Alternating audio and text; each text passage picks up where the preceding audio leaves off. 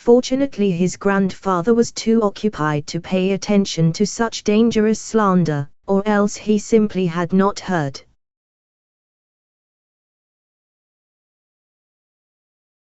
Luckily, too, the milkwoman came into the garden with her cans at that moment. Pouring out the milk, she lamented.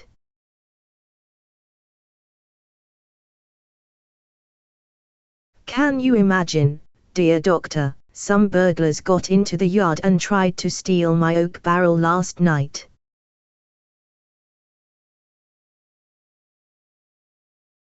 And people say that two fellows were seen on my roof early this morning, sitting on the chimney, mind you, and dangling their legs, the scoundrels.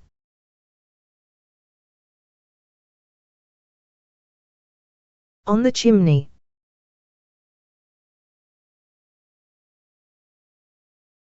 "Why should they do that, pray?" inquired the puzzled gentleman.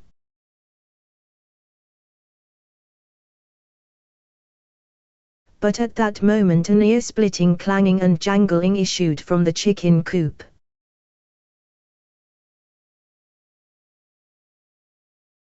The screwdriver jolted in the old gentleman's hand.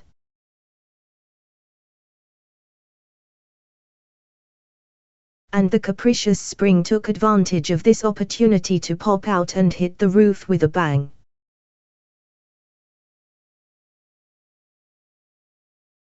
Everybody, even Tatter and the lazy dog, spun round at once, wondering what it could be.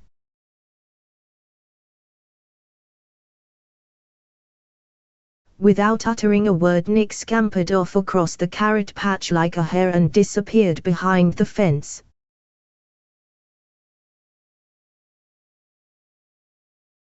He halted near a cow byre from which, as from the chicken coop,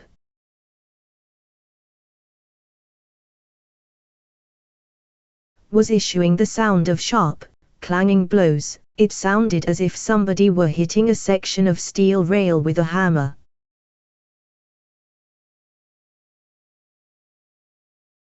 Here he ran into Simon Simerkov and asked him excitedly,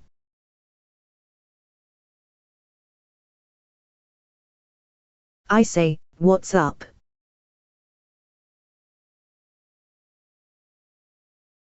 "Is that the alarm?"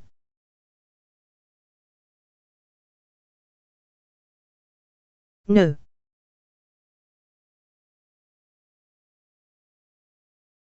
"I reckon it's number 1 general rallying signal."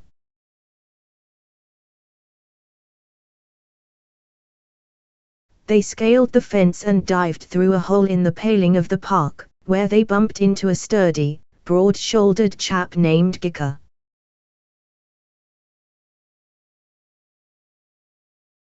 Vasily Ladygin showed up next, and after him several others.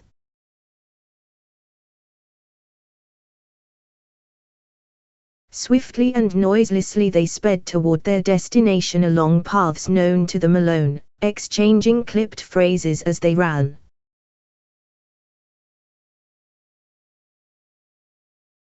"Is that the alarm?"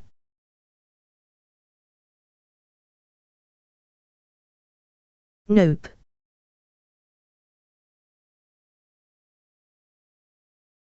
"It's number 1 general rally."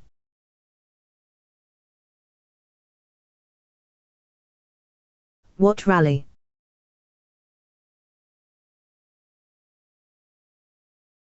"This isn't 3-stop, 3-stop.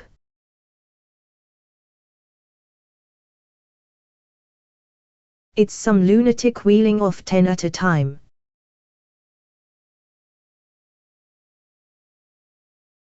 "All right, we'll see."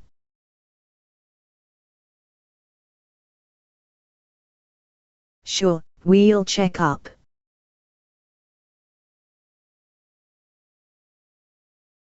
"Come on."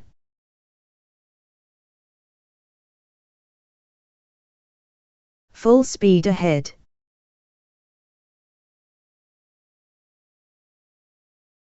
As all this was going on, a tall, dark-haired boy of about 13 was standing in the living room of the villa where Jenny had spent the night.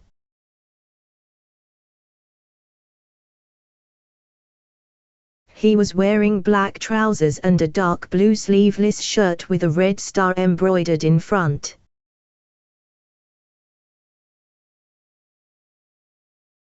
A shaggy, grey-haired old man came in.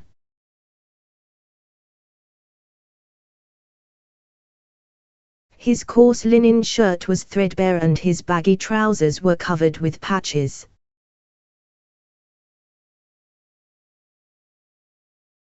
A roughly made wooden leg was strapped to his left knee.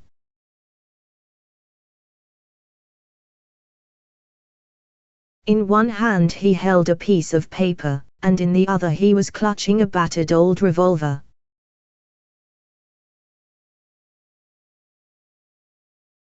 "When you leave, see you give the door a good bang," he read out derisively.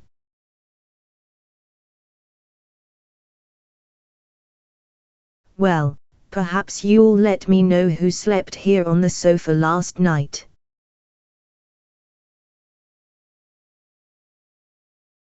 "A girl I know," the boy replied reluctantly. "I wasn't at home and the dog wouldn't let her leave."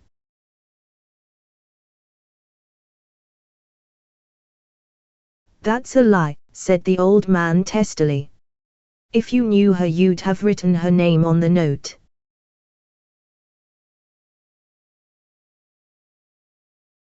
"When I wrote it I didn't know her name."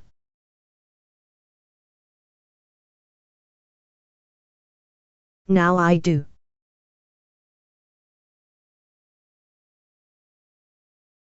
"You didn't know it."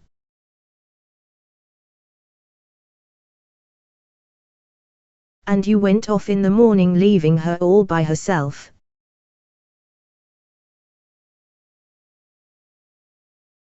"My dear boy, you're obviously not 100%, and it's high time you were put in the loony bin."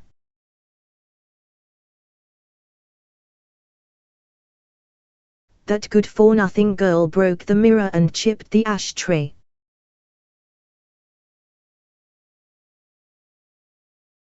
It was a good thing the revolver was charged with blanks.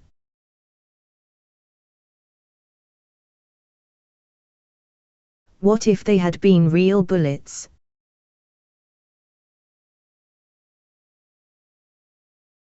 "But uncle, you don't keep real bullets, because your enemy's sabers and rifles are only wood, after all."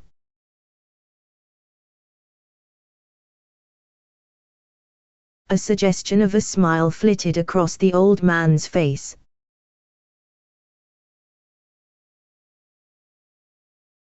But he tossed back his shaggy head and said sternly,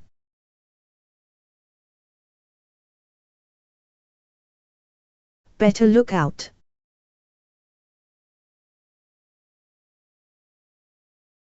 I notice everything. I can see you're up to some monkey business, and if you don't take care I'll send you back to your mother."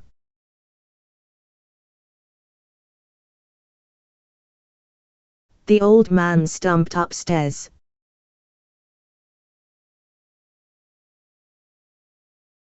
As soon as he was gone, the boy jumped up, grabbed the front paws of the dog, which came trotting in just then, and kissed it on the nose.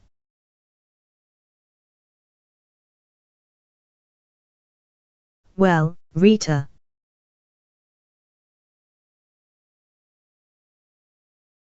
"we didn't get away with it, this time."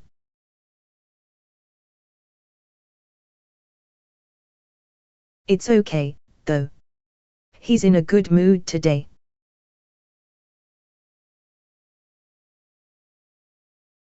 "He'll start singing in a minute."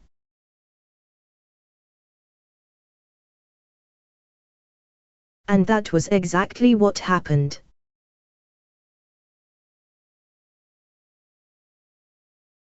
The old man upstairs cleared his throat, let out a trial tra-la-la, and then began to sing in a low baritone.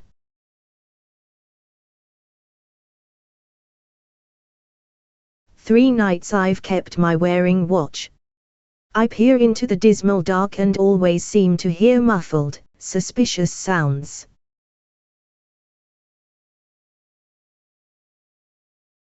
Stop that, you mad dog! Timur cried. You'll tear my trousers.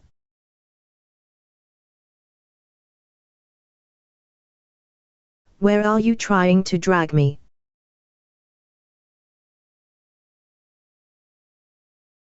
A moment later, however, he slammed the door of the staircase leading up to his uncle's room.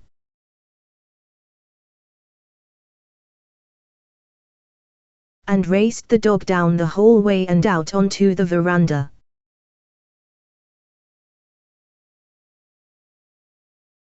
In a corner of the veranda, near a small telephone,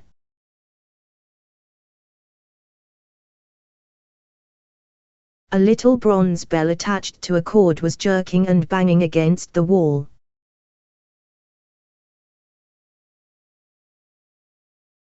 The boy put his hand over the bell and wound the cord around a nail.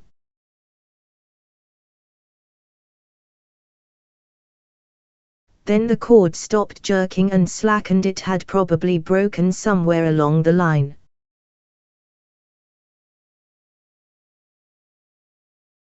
Angry and baffled, he picked up the receiver.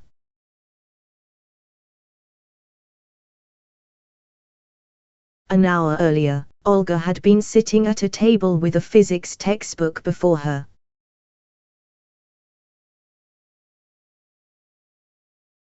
Jenny had come in and picked up a little bottle of iodine.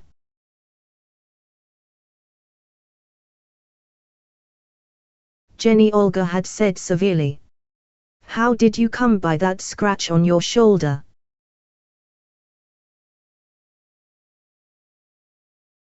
Oh, I was walking along, Jenny answered carelessly, and something prickly or sharp got in my way.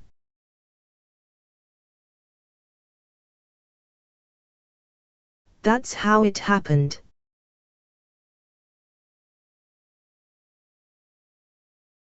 Why doesn't anything prickly or sharp get in my way?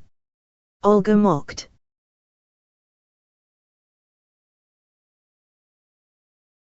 Well, it does.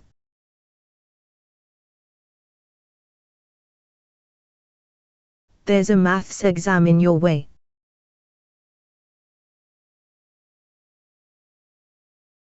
That's both prickly and sharp.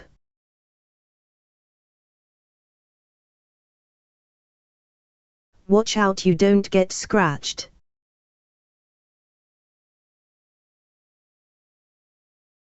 Olya, don't you be an engineer, be a doctor.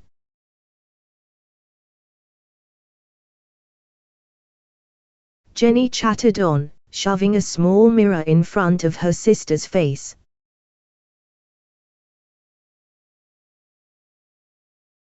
Just take a look at yourself, what sort of an engineer would you make?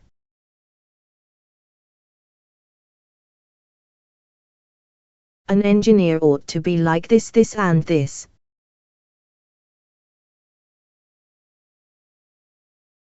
She made 3 faces. And you look like this, this and this.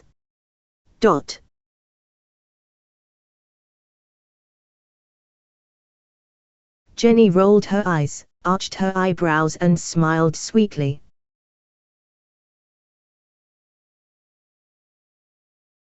Silly, Olga said, hugging and kissing her sister and then gently pushing her away.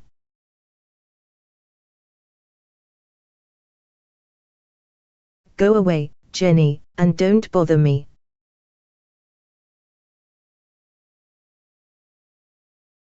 You'd be more useful if you fetched some water from the well.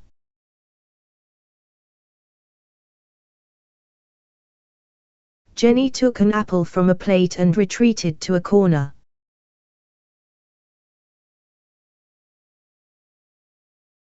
Where she stood gazing out of the window for several minutes. Then she opened the accordion case and said,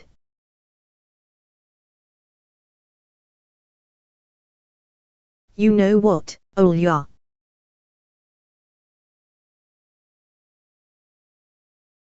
Someone came up to me today, not bad looking, blonde, white suit, and said,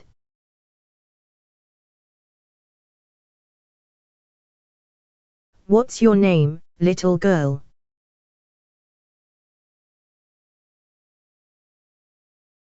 "Jenny," I said.